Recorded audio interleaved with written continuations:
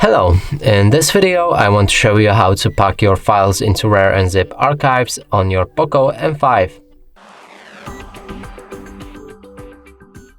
So to do this you'll need to get the RAR app, and we've shown you how to download it in our previous video, so be sure to check it out. Now let's open it. Right here we need to find the files that we want to pack. Select each of the file, click on this plus button. Here you can change any archiving options.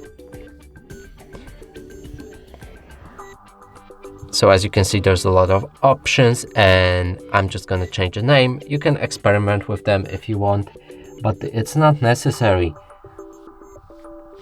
Click on OK. And right here we just created the RAR file.